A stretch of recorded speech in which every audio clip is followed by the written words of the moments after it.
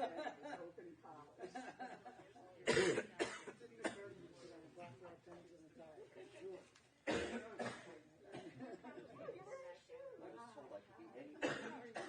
That's right. I define one extreme, other people are going wrong. Okay, let's go in. You go in here? Yeah, so I guess we're not going to use the family. I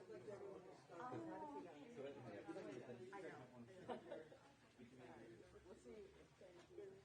Yeah. I guess it's not what it's appropriate to think about. There's a place out there. The coats and resting over there. Water. So I don't need to hold my purse.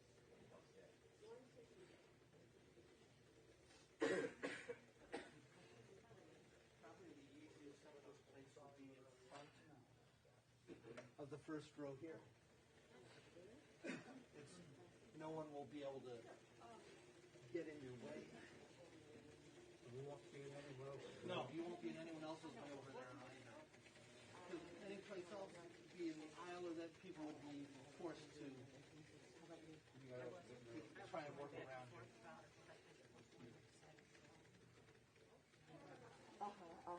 Excuse me. You want to keep this for How are you?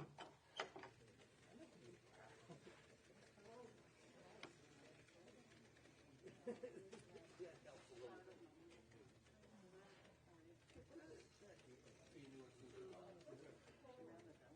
Right. I want to maximize it.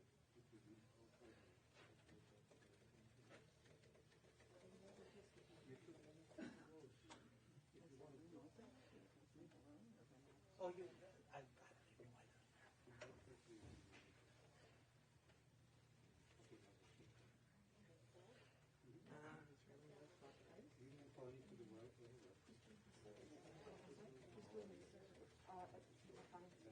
Oh, okay.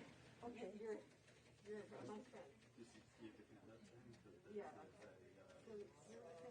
Yes, hi. So nice to see the call. Oh, absolutely. I knew your mother.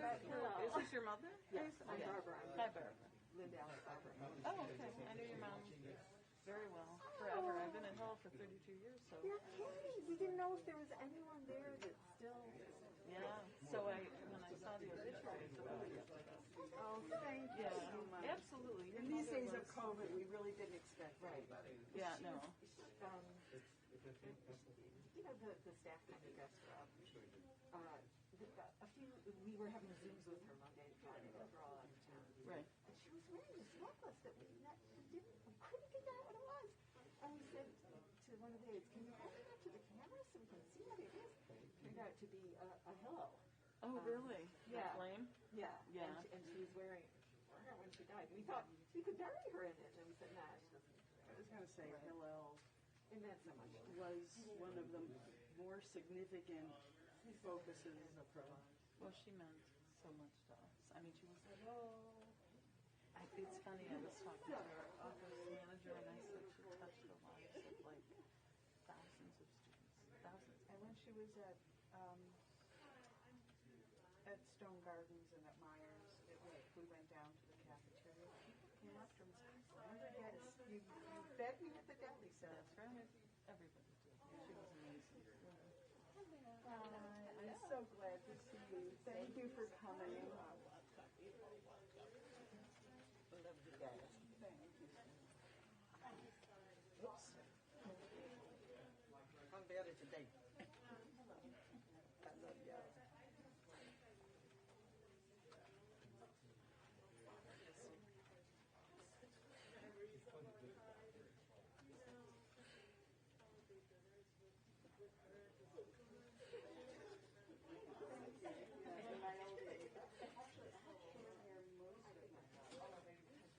Yeah, but by the time I met you, it was longer for a while. I got married with George. This is sort of what I was hoping to be able to orient. Yeah, obligatory, everybody did, yeah.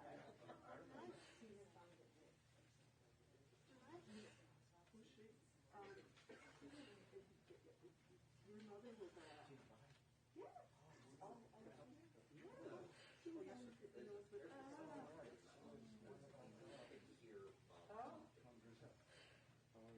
and Barbara's talking about shoes, pricey.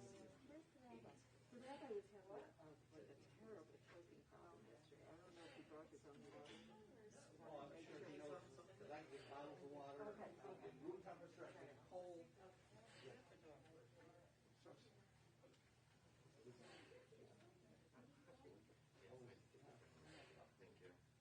I really thought it was you just ate about that. And someone just went to the restaurant.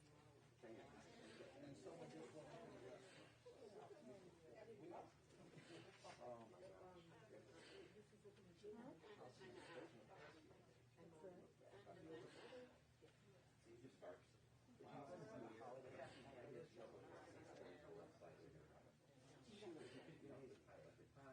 a little.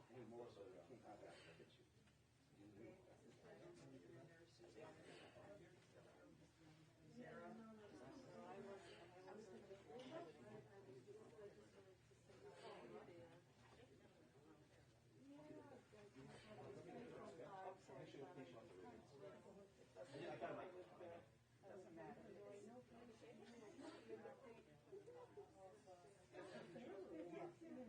Ribbon is easier to use. I guess I can hear.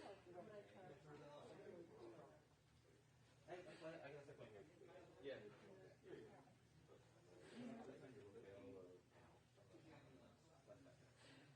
Oh boy. Do I show my? Yes.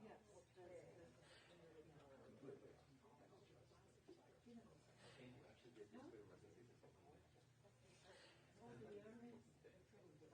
Yeah, very sad.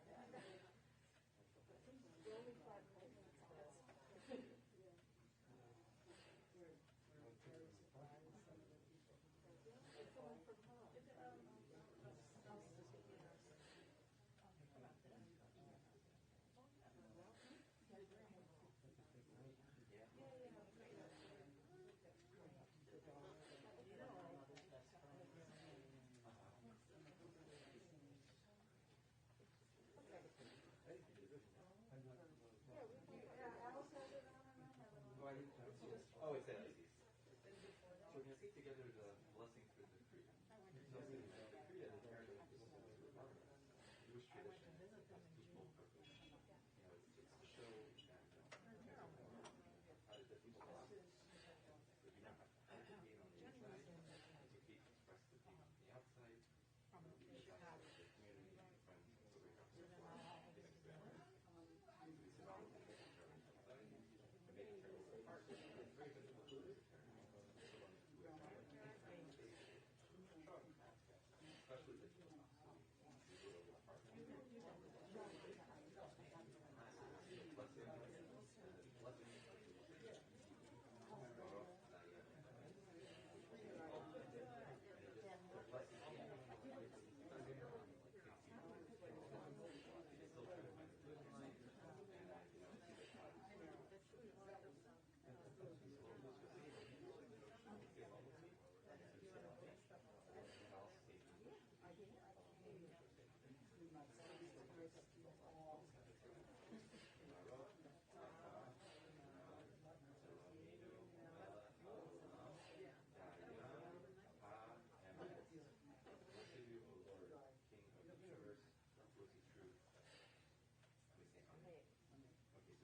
the ribbon, what you can do is you can actually just wear the ribbon from the bottom.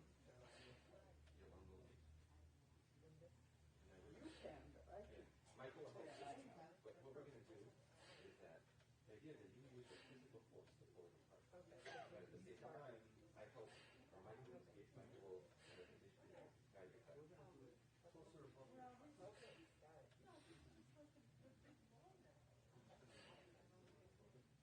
So I'm going to pull it apart with Michael.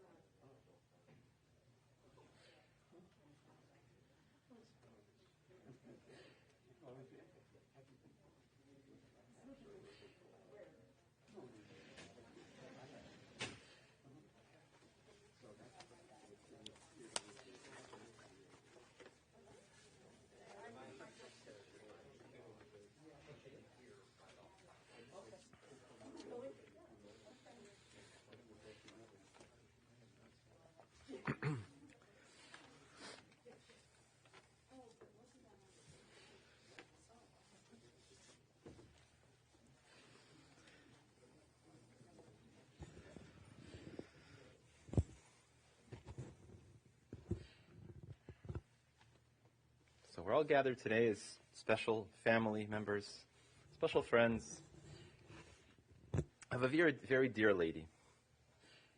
A lady who taught us a lot about life, who taught us a lot about the heart, how to be strong, how to be responsible for your community, how to take care of people, and how to take care of the world around you. A person who really taught us how to live beyond what you think was possible and to do more than that. A person who never said enough was enough in terms of loving and caring, and in terms, certainly, of doing. She was a person who left behind with us a legacy of strength, of knowing what to do in difficult situations, a lot of amazing life lessons. But besides leaving us those thoughts and ideas, she left behind very special people. She has both her children and their spouses who truly revere her and love her and keep her memory going in the most beautiful way. So many grandchildren, great-grandchildren, who also got to know her specialness, and who make it part of their daily lives. She has a growing family. She now can welcome into the world not just a grandchild, but a great-grandchild as well, and God willing, many more. But very importantly, many, many friends. So many friends from the different places she worked at, where she lived, places where she helped. Friends who were also cousins and family members as well. Family members that she was all so close to in her own special way. And in particular, not just in the years when things were good, but many people who she took close to her when things were difficult or more challenging. And certainly the people in the last few years of her life at Helen's Place, at Menorah Park, people who were very good to her, were very special to her in her heart. I must start by saying humbly that sometimes the rabbi doesn't have the ability to know the person that they're eulogizing. Sometimes they know the person very well. And I must say humbly that I didn't know Bertha very well.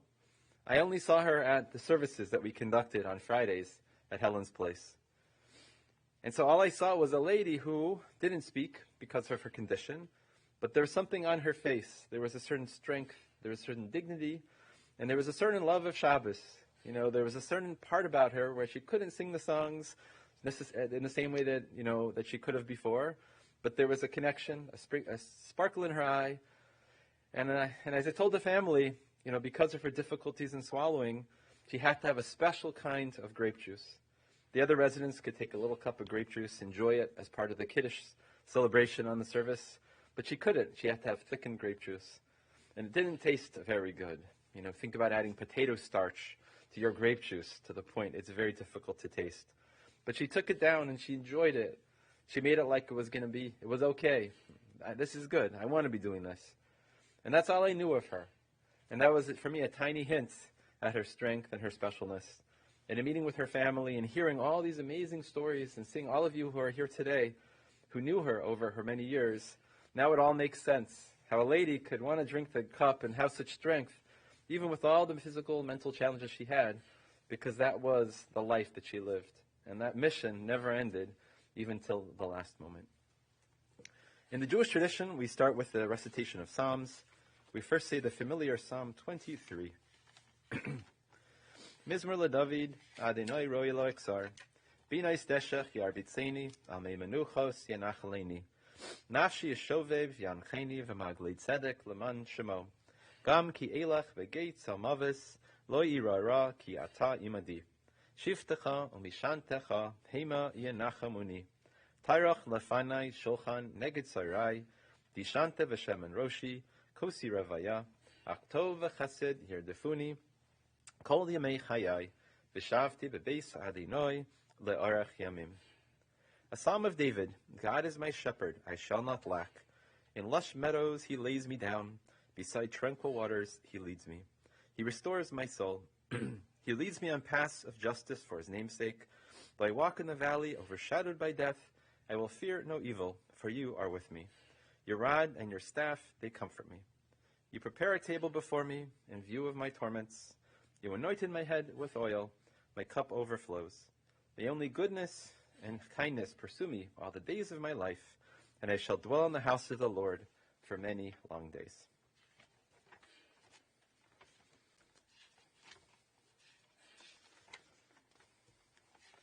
We also have the custom to read what is known as the Eshet Chayil, the woman of valor, and that even though it's certainly sung at funerals, as a tribute to the woman of valor, we also try to sing it when we can on the Friday nights as a way of honoring the mother of the house who has worked so hard to bring us to this point, to make this beautiful Shabbos meal, and to get our family through all the spiritual and physical challenges of the week. So we say this Eshet Chayil as a tribute to our woman of valor. Eshes Chayil mi yimsa, ve'rachok mipnini michra, batach ba'alev bala, ve'shal lo yaksar. Gemalsu tov v'lo kol yemei chayecha, darshet semru ufishtim, betas bechapetz kapecha. Haisa kini yoiseicher, mi merchak tavi lachma, betakam be'od laila, bititinteref, levesa l'choik narosecha, zamama sadeva tikechechu, mi pri kapecha natu karim, chagra ba'oz masnecha, betamed zaresecha. Tama ki tov sachra, la yichbe b'layla neira. Yedecha shilcha v'kishor, v'kapecha tamchu fale. Kapu parsa li'ani, ve'yadecha shilcha li'evyon. V'sirim v'isa mishaleg, ki kol besa levushanim. Marvadim asisala, sheish v'argman levusha. Noda b'sharim bala, b'shifto im zikne aretz. Sadin asisa v'timkor, v'chagrin asnu knani. Oz v'hadar levusha, v'tischok liyam acharon. Picha pascha behachma, beslares chesed al lishona. Sophia halichois besa, belechem atzlus lo sochel. Kamu venecha veyashura, ba'ala vi halala. Rabos spanos asochayil, biatalis al kulana. Sheker achein vehevel ayofi, hisha yiras adinai, hi tisalel. Tenu la mi pri yadecha, vihalucha, bisharim maasecha. An accomplished woman who can find, far beyond pearls is her value. Her husband's heart relies on her, and he shall lack no fortune. She repays his good, but never his harm, all the days of her life. She seeks out wool and linen, and her hands work willingly. She is like a merchant ship, from afar she brings sustenance. She rides as well as nighttime, and gives food to her household. She envisions a field and buys it. From the fruit of her handiwork she plants a vineyard. With strength she girds her loins and invigorates her arms. She discerns her enterprises good. Her lamp is not snuffed out by the night. Her hands she gives to the distaff, and her palms support the spindle.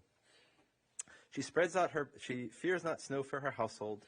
Her household is clothed in wool. She makes a cloak to sell, and delivers a belt to the peddler. Strength and majesty are her raiment. She joyfully awaits the last day. She opens her mouth with wisdom, and a lesson of kindness is on her tongue. She anticipates the ways of her household and partakes not of the bread of laziness. Her children arise and praise her. Her husband, he lauds her. Many daughters have amassed achievement, but you have surpassed them all. False is grace and vain is beauty. A God-fearing woman, she should be praised. Give her the fruits of her hands, and let her be praised in the gates by her very own deeds.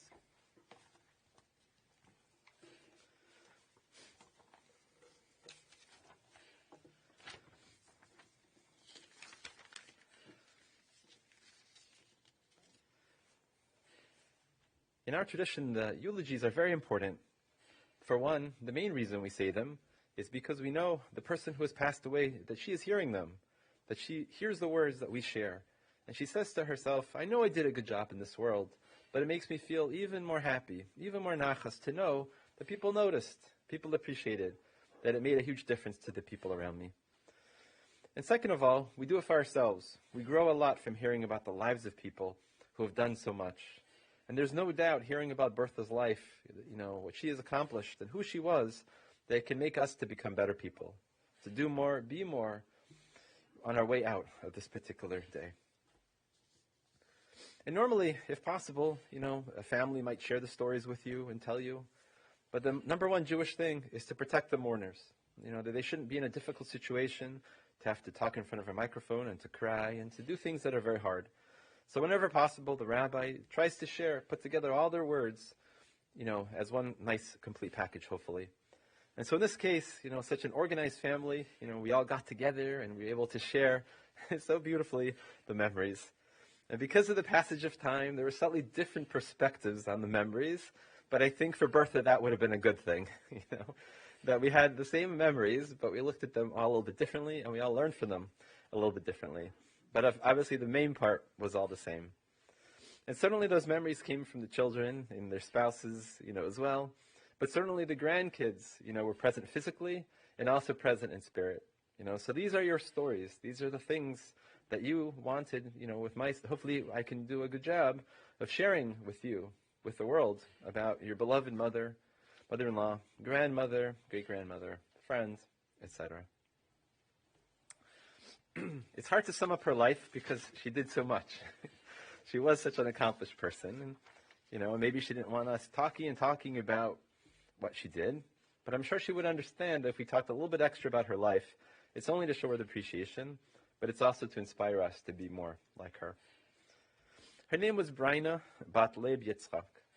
And the word Braina is, of course, a Yiddish name, which means a fountain, which means energy, enthusiasm, something coming from below, bursting upward to bring sustenance to the world. And that's certainly who she was. And possibly when her parents named her that name Braina, they had a little bit of prophecy, a little bit of sense about who she would become. On one hand, she grew up as a simple Jewish girl in the Bronx, going to a nice school, part of a nice neighborhood, part of a nice family.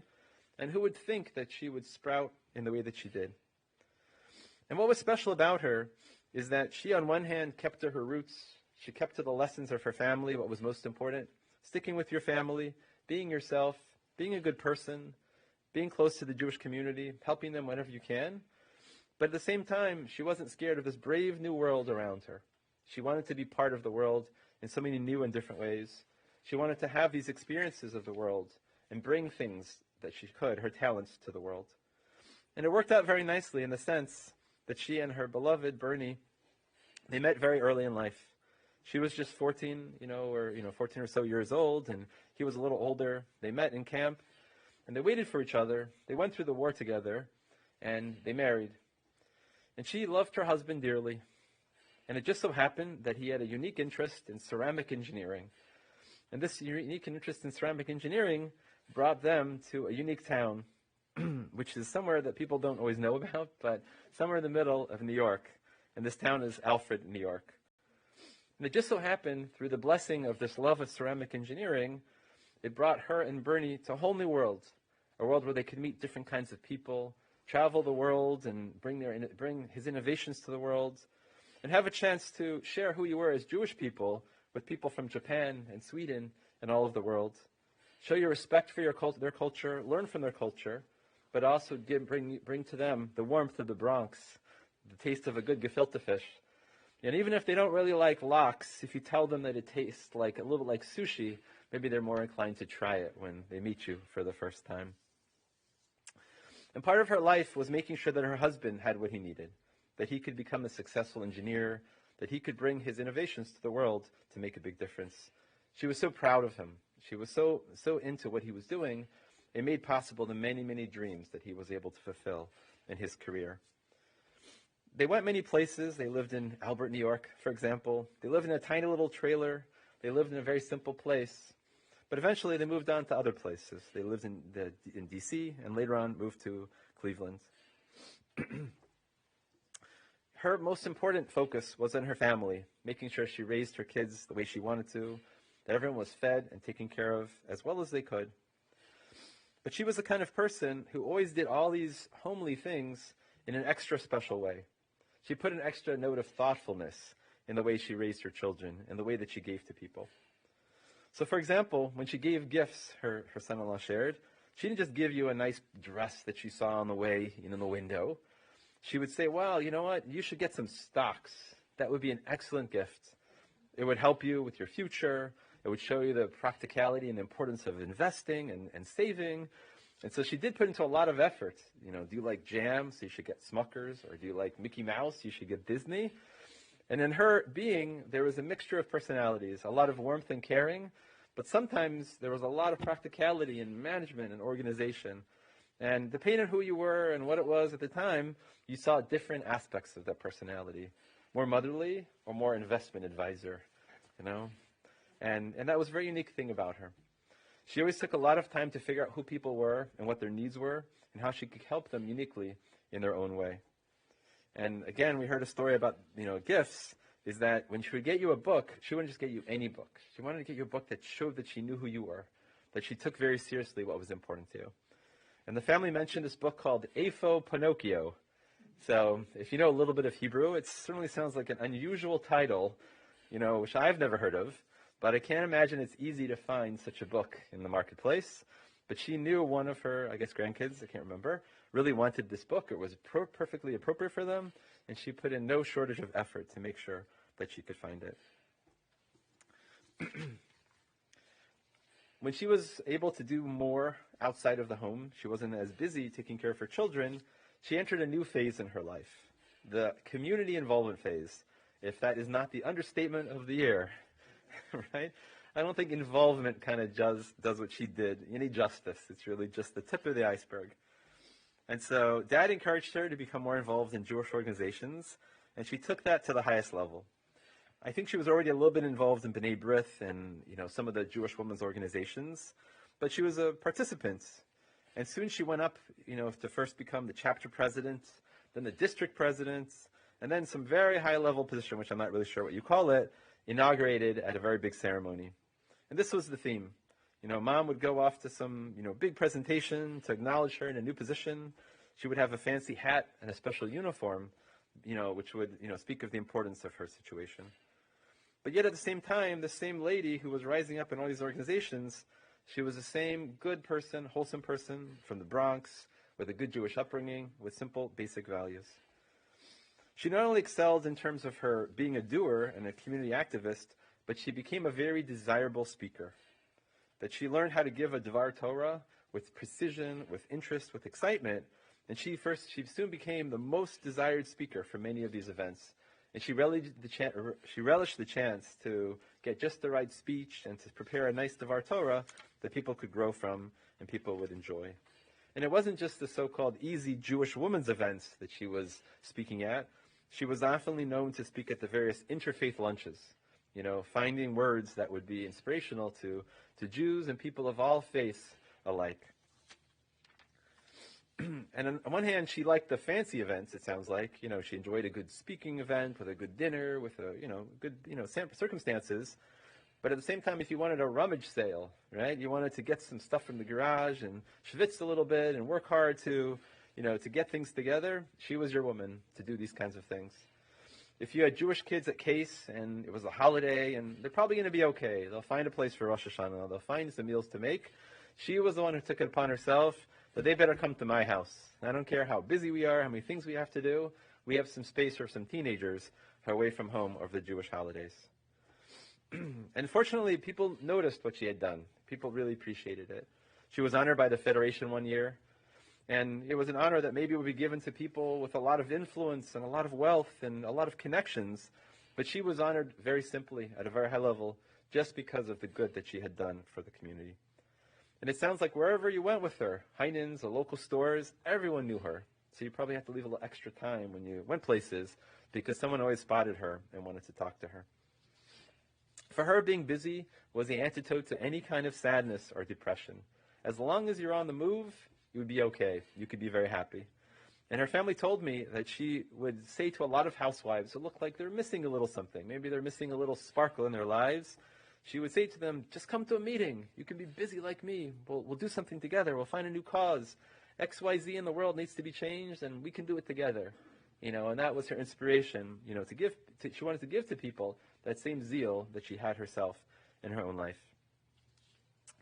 But this model that she had wasn't just a model for the world, it was a model for her children, as I alluded to a few times. She really taught them to have a certain independence, a certain creativity, a certain way of doing the right thing in the world.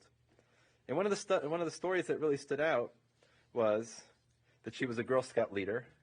I know there's mixed feelings about Girl Scouts, perhaps, But, as a Girl Scout leader, you kind of take your kids, to the outdoors, and you teach them how to survive in a tent and make fires and all that. So what did she do? She took her Girl Scout troop to Shaker Lakes, and they learned how to make a fire so they could cook matzo balls and make their own gefilte fish and kreplach while they were, on the banks of the lakes.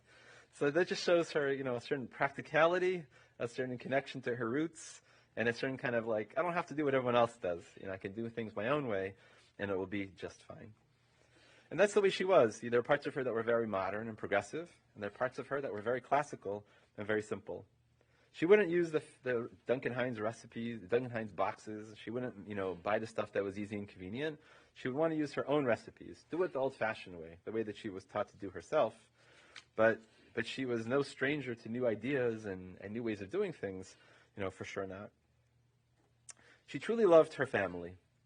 And the thing about her was that she definitely appreciated her family on a one-on-one basis. Each person had individual special qualities, her grandchildren especially, all their unique talents and personalities and things about them that made them special. But to her, there was nothing like a massive gathering of her family members, and you look at her pictures and you just see this lady who's on a table surrounded by her family just glowing with great happiness, because the people that she helped to build and to shape are surrounding her. And for her, the more the better, right? She didn't feel crowded. She didn't feel squished. There was no shortage of oxygen when her family members were present for her in Mass. And thank goodness you guys were able to do that somehow. You pulled it together, even though it wasn't very easy, many, many years in different places for the different holidays. And one little memory, if I could just share, is that in Stone Gardens, she was already in a special facility, not as able to do as much as she could, but she made a big deal about hosting. She wanted the family to come to her for the Sidarim, for the Seders. She wanted to be able to make it a home for them. And that was a pleasure that she relished, even though it was very difficult. Now, I would like to list all the things that she did, all of the various projects that she did. But honestly, I think that would be very, very difficult. Right? We don't have till 12 o'clock or so. But just a few quick things, if I could share some of the things that she did for the world that, Cleveland is a different place in many ways because of these things. She had a special commitment to the Cleveland Hillel, and I understand one of the directors is here, a person who played a very important role. The Cleveland Hillel is here to acknowledge her. And in particular, there's a place called the Deli Cellar at Hillel, which was an important place because it was where the graduate students and the professors could get a kosher bite. And for her, this was very important, that it was good tasting food, that it was good quality, and she made sure that these meals were tasty and good and enjoyed it greatly.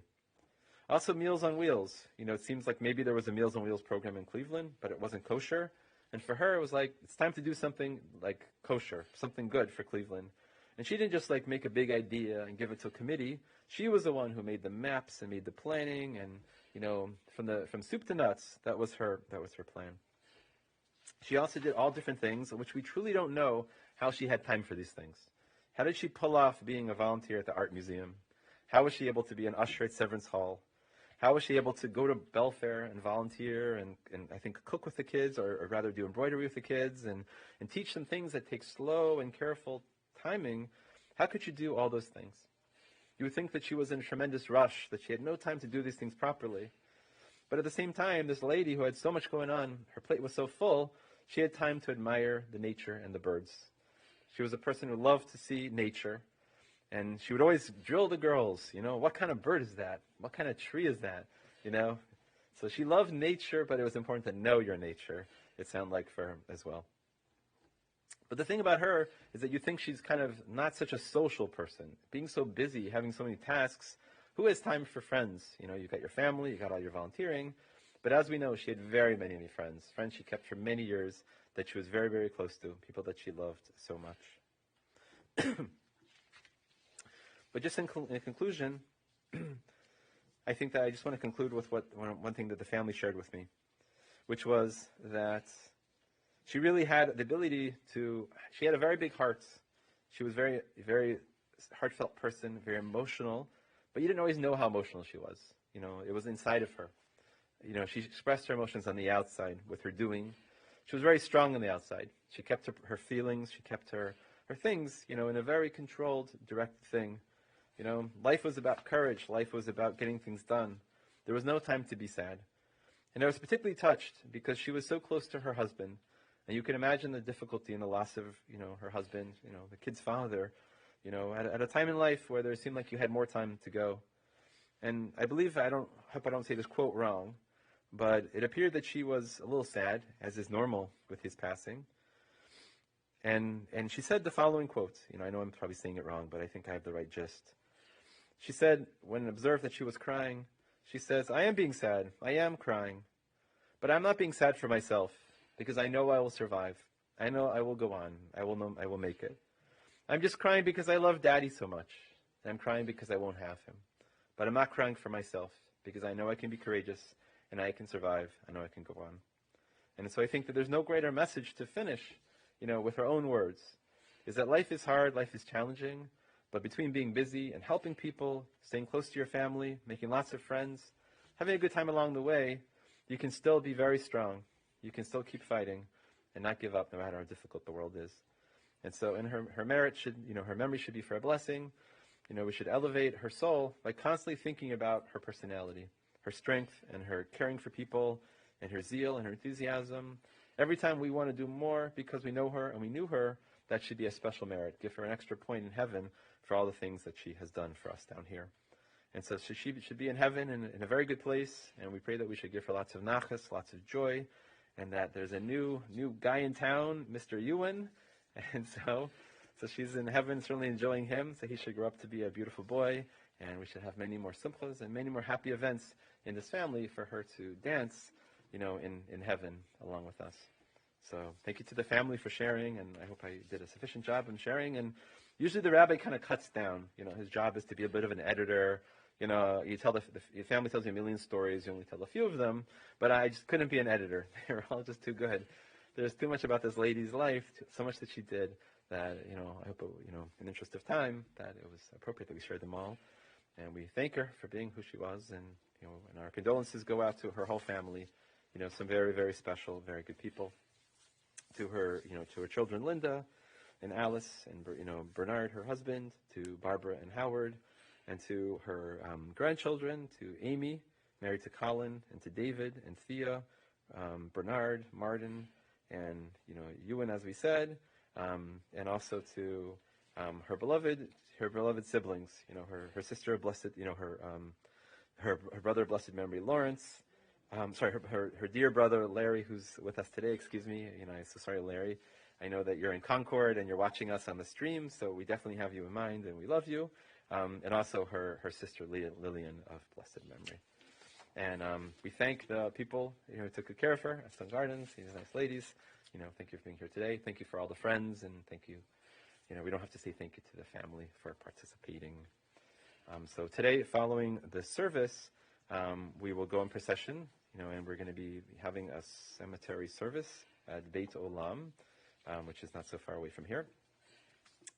So there may be some sort of a Zoom Shiva, details to follow. We're not exactly sure, but look for something possibly or not necessarily so. And at this time, if we could please rise, we're going to say the El Mali Rachamim prayer, and then we're going to stay, standing.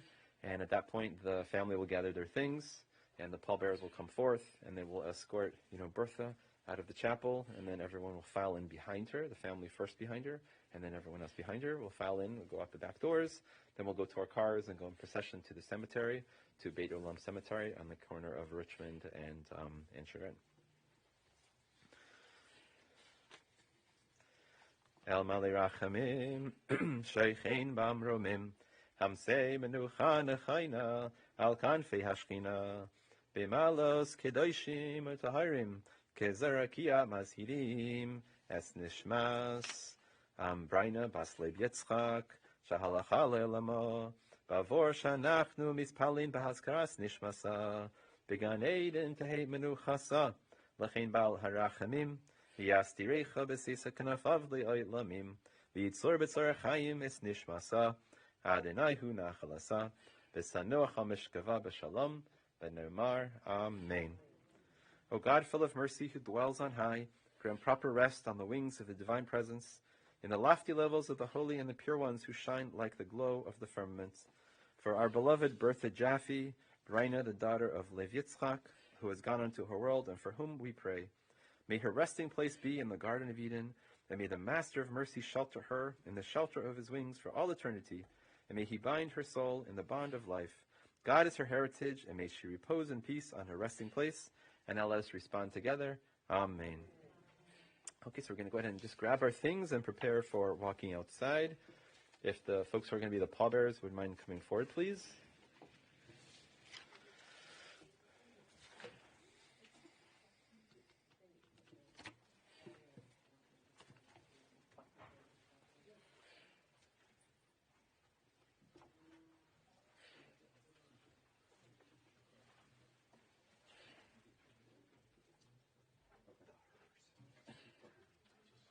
Those of you who are only going to get pallbearers, you would kindly step up the aisle, please. Mike, you want to take it? Just a quick announcement that it certainly is a mitzvah to come to the cemetery, but in no way does the family expect people to come to the cemetery. You know, it takes a lot of time, and it's not always an easy undertaking with the dirt and circumstances. And so please, no one should feel obligated. We're just happy that you're here and you could hear the eulogies and the main part of the service today.